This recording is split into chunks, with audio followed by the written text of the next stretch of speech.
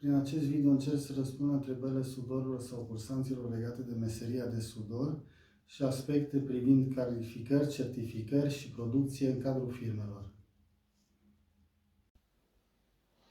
Mulți oameni își confecționează singuri diverse lucruri, garduri, porți, își repară utilaje agricole. Au un aparat de sudură, mască, electrozi, să zicem, sunt sudori amatori. Nu sunt plătiți pentru asta, nu au calificare, nu sunt angajați ca sudori în cadrul unei firme. Sudează cu electrod învelit, poate MAC, cu un aparat de la o firmă de bricolaj. Prima categorie de sudori.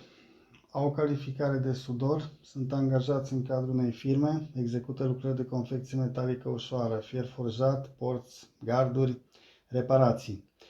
Sudura nu este controlată, este vorba aceea să țină, să nu se rupă. Sudorii nu au certificare 9606. Ca procedee de sudură, sudura MAG și cu electrod învelit. Următoarea categorie. Sudor angajat, are calificare, are certificat 9606 pentru poziție de sudare mai ușoare pe A și pe B.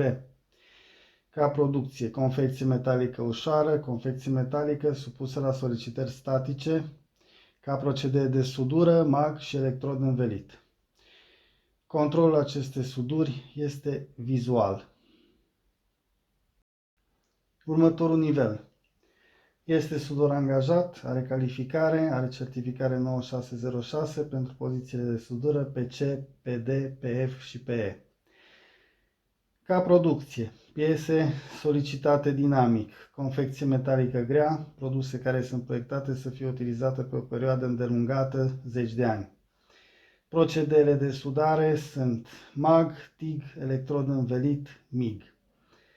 Piesele se controlează cu control vizual, lichide penetrante, pulbere magnetice, ultrasunete, control radiografic, gamma sau RX. Următorul nivel.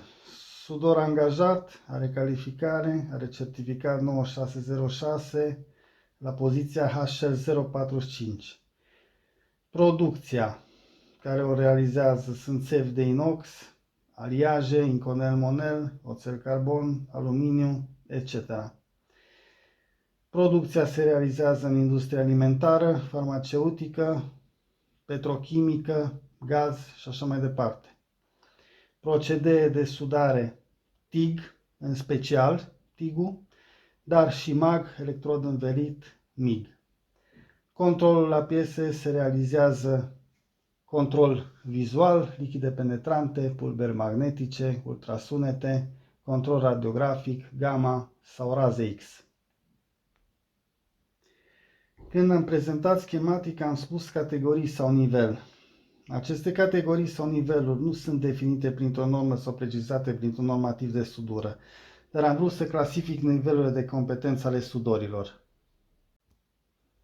Sudorii de la un nivel superior pot realiza întotdeauna suduri de la un nivel inferior, dar invers este cam imposibil. Acest lucru fiind precizat și în certificarea sudorilor privind domeniile de calificare sau valabilitate. Dar sunt și excepții, sudori fără calificare sau certificare știu să sudeze foarte bine și sunt încadrați ca necalificați. În producție se pot întrepătrunde procedeele, pozițiile de sudare sau nu am amintit toate procedeele de sudare, oxigaz, alămire, microplasmă sau tăierea, oxigaz, plasmă, crețuire și așa mai departe. Dar în general aceasta este structura vis-a-vis de competențele sudorilor și producție. Este percepută greșit ideea că sudorii sunt plătiți mai bine deoarece lucrează într-un mediu toxic. Este clar că sudura nu este un aer de munte, dar pentru acest lucru sunt echipamente de protecție tot mai performante, sunt meserii mult mai toxice, mult mai grele, mai periculoase, care sunt mai puțin plătite ca și sudura. Oamenii care au studii medii lucrează majoritatea în comerț, supermarketuri, mall, distribuția de mărfuri, operatori pe mașini, asamblatori în industria automotive, Horeca, etc. Oricând un sudor în câteva zile poate să lucreze în domeniile precizate cu un minim de training, însă invers nu, cu atât mai mult la nivelele superioare. Pentru nivele superioare trebuie inteligență, abilități tehnice, ambiție și talent sau mână de sudor și un timp ca să ajungi la acest nivel de Liga 1. Vă mulțumesc și vă doresc suduri cât mai bune.